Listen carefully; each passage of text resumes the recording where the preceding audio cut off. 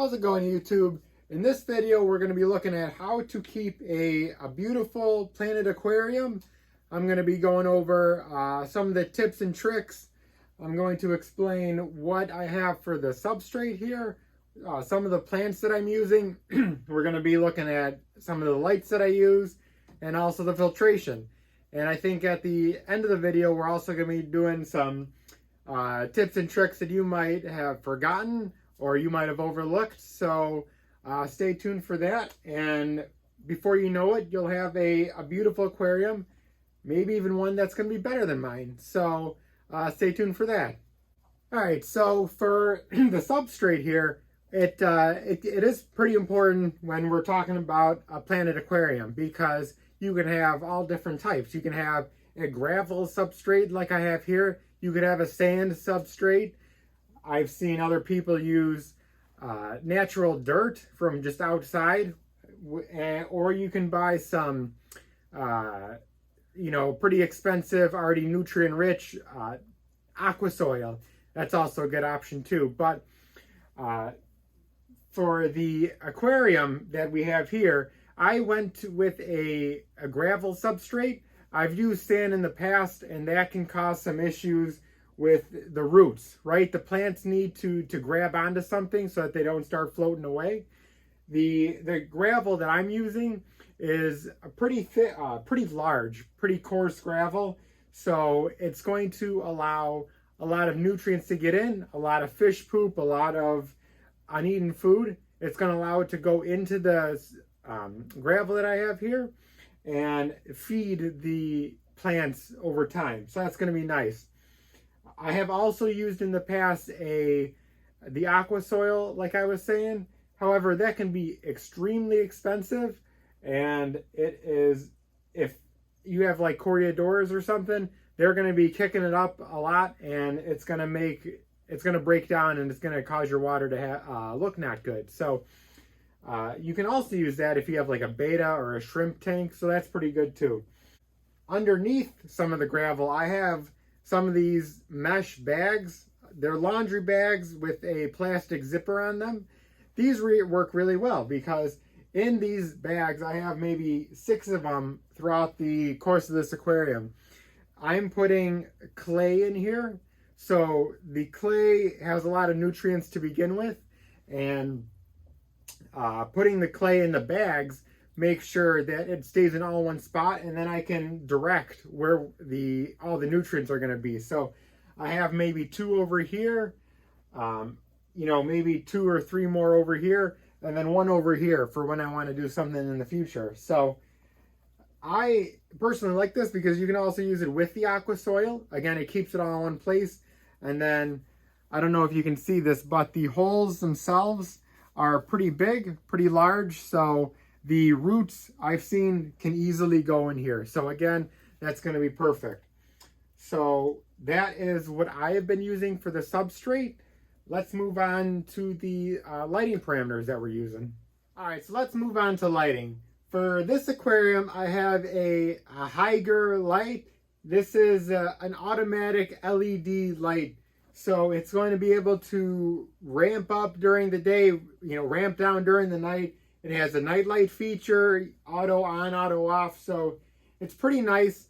I think for lighting, typically any LED light in around the $75 to $90 range is going to be pretty sufficient. It's going to cover all of your base needs.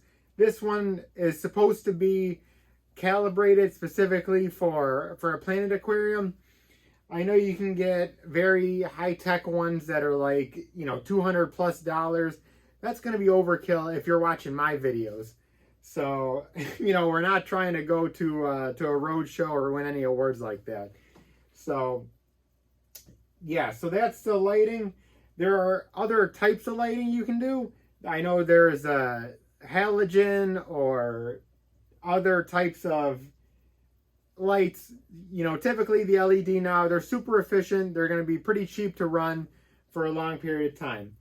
Now, when we're talking about aquariums, we don't really want them next in direct sunlight, right? As you've seen with Mr. Pumpernickel's tank, my other 5-gallon tank, it sits on my kitchen windowsill, and it has a huge algae problem. I know my previous tank too, my 40 gallon, had a pretty bad issue with algae because it was right in front of the light. The sun's rays are extremely powerful, way more powerful than like an LED light. So that's going to really be potent for like algae and for different plants in the aquarium. So along with the light, you also have to do a lot of testing to see how long you have it on for. That's going to have to do a lot with the nutrients in the tank as well.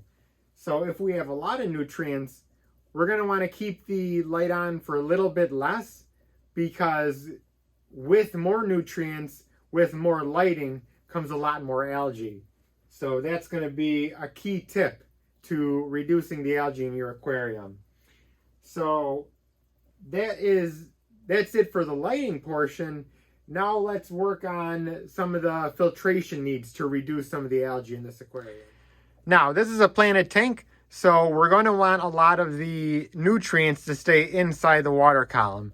However, as we all know, we like to overfeed our fish, so that's not necessarily a good thing. But when it does happen eventually, we need to have powerful filtration to make sure we're keeping the water clean. So that's why, if you see here, we have this water intake, but where does it go? Well, that's because it goes down here into my canister filter. This is a Fluval canister filter. It's been pretty nice for me. This is my first canister filter, and I would say it is far better than any hang-on back filtration that I've previously had. Mainly because when you have hang-on back filters, the water's going out of the tank, circulating, and then dumping back into the tank. Number one, that's going to be a little more noisy, and in my personal opinion, I don't think it's filtered that nicely. So with this canister filter, it comes out of the tank, goes into the canister, then comes back in. But specifically right here, it's the outflow valve is already in the tank. So we're not going to be splashing water, we're not going to be creating excess noise, so that's really nice. The key with the canister filter is that it has a lot more flow, is able to process a lot more water and trap a lot more nutrients in it.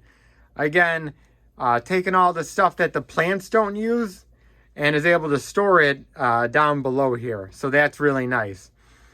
Also, something that you guys might not know or overlook is this is going to have powerful flow, so it's going to keep moving the plants. Obviously, there's not a lot of movement here, but with plants, we want to have them move so that it keeps them strong, right? If we have a plant in a pond that is going to be pretty lazy, it's not going to be that strong as opposed to a plant in a river, let's say, where it's constantly dealing with a lot of flow in the aquarium. So we've talked about the lighting, we've talked about the filtration. Now let's talk about some of the added benefits from specific fish that help with a planted aquarium. Now, loyal Fish Gang members will know how much I love autosyncli fish. They're very difficult to find in pet stores like PetSmart or Petco, but if you're very lucky, you can get a couple of these guys. So these guys are sort of like catfish, where they're herbivores. They like to suck on the glass, on the rocks and wood, and on the plants here. So there's another one back there. There's a couple different varieties, but I think anyone will do. Don't quote me on that. So what the autosyncli do is, if you have a big aquarium like this, you can get maybe 6 to 8 of them and release them all at once. They're going to constantly be eating all of the algae, all of the extra stuff that's growing in the aquarium. If you've watched some of my earlier videos, this plant here was loaded with different algae and stuff on the plants. I know a lot of these other plants too, and specifically this wood used to have a lot of black hair algae on it.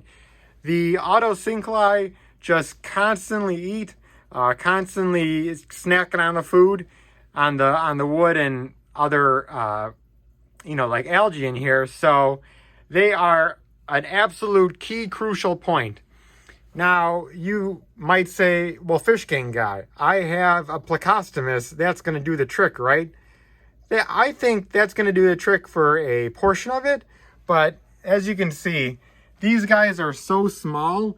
They're going to do a lot of small cleanings in the nooks and crannies. Whereas a, plecostomus, their mouth is almost as big as these guys. So they're going to get, big spots of it, but they're not going to get all the nooks and crannies like these autosyncli can. So that's why I think moving forward, I'm going to be keeping more of these autosyncli if I get more tanks.